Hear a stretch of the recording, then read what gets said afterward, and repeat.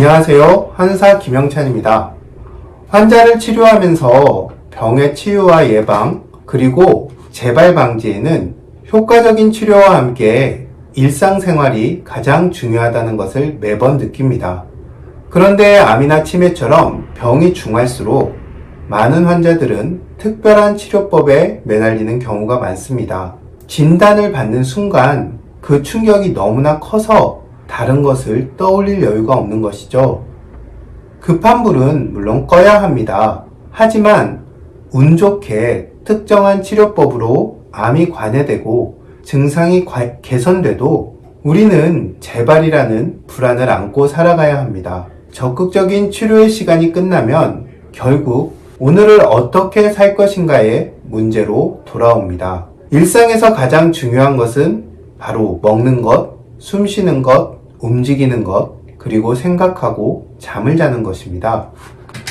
만병의 근원이라는 스트레스의 관리도 다른 특별한 것이 아니라 이를 통해 이루어집니다. 여러분은 운동하면 뭐가 먼저 떠오르시나요? 피트니스 센터를 떠올리진 않으셨나요? 스포츠와 기구를 이용해 몸을 단련하는 것은 분명 좋은 운동입니다. 하지만 이것은 운동의 아주 일부에 불과합니다. 우리에겐 움직일 수 있는 더 많은 것들이 있기 때문이죠.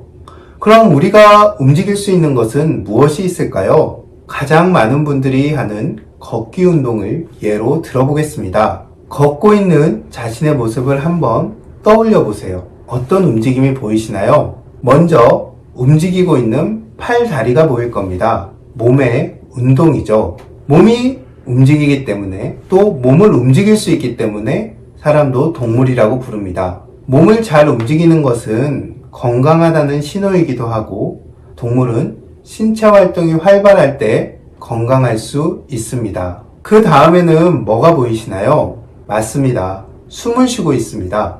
호흡 운동은 생명 유지에 필수적이고 스트레스 반응을 조절하고 몸의 움직임에 맞춰 호흡의 패턴이 변화합니다. 숨을 쉬고 팔과 다리만 움직일까요? 아니죠. 주변 상황에 따라 수시로 이런저런 기분이 들고 다양한 생각들이 떠오릅니다. 감정과 생각도 움직이고 있습니다. 기분에 따라 호흡이 변화하고 이것은 몸의 움직임에 영향을 줍니다. 또한 어떤 생각을 하느냐에 따라 몸과 감정의 반응이 달라지죠. 운동 중에 가장 기본적인 걷는 운동 중에도 이 모든 부분이 함께 움직입니다. 몸과 정신, 그리고 감정과 호흡은 서로 밀접하게 연결되어 있고 살아있는 동안 쉼 없이 움직이면서 서로에게 영향을 주고 있습니다. 따라서 우리가 운동을 한다고 했을 때 단순히 몸만 움직이는 것이 아니라 호흡과 감정, 그리고 생각도 함께 움직입니다. 이렇게 동시에 일어나는 움직임 중에 무엇이 중심이 되느냐에 따라 운동의 종류가 달라집니다. 스포츠는 몸의 움직임이 중심이 되는 대표적인 운동이고 호흡 명상처럼 몸의 움직임은 최소화하고 호흡과 의식에 집중하는 운동도 있습니다. 그런가 하면 공부나 기도처럼 의식을 중심으로 한 운동도 있죠.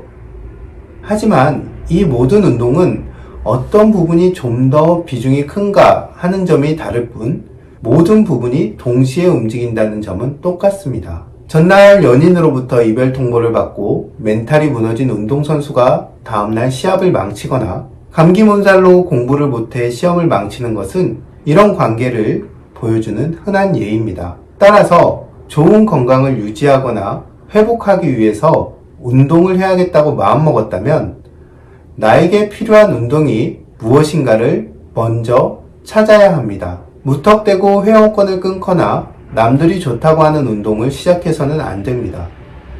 일상생활에서 어떤 움직임이 과하거나 부족한지, 내 병이 어디서부터 시작되었는지를 살펴서 어떤 운동이 필요한지를 먼저 알아야 합니다. 음식을 허기를 채우기 위해서도 먹지만 어떤 영양이 필요한지를 살펴서 그에 맞는 것을 먹는 것과 같습니다. 묻지도 따지지도 않고 남들이 좋다는 것을 먹으면 탈이 나는 것처럼 운동도 마찬가지입니다. 몸과 감정, 그리고 정신의 어느 부분이 무리가 되어서 병이 났는지를 진단하고 그것에 맞춰 어떤 부분을 중심으로 운동해야 할지를 정합니다. 그러고 난 후에는 내 역량에 맞는 운동량을 정하고 그에 맞춰 계획을 세워야 합니다. 많은 분들이 운동은 무조건 많이 하면 좋다고 생각하는데 절대 그렇지 않습니다. 아마 운동을 많이 할수록 건강해진다면 메이저리그와 프리미어리그에는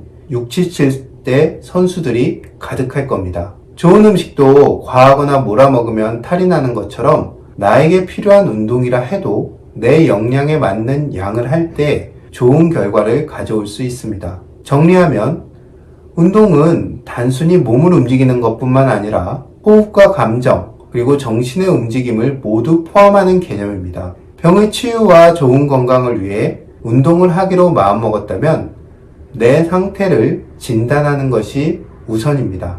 진단을 통해 병의 원인과 정확한 상태를 알아야 약을 쓸지, 침을 놓을지, 수술을 할지 결정하는 것처럼 운동도 내 상태에 대한 진단을 한 후에 필요한 운동을 선택해야 합니다.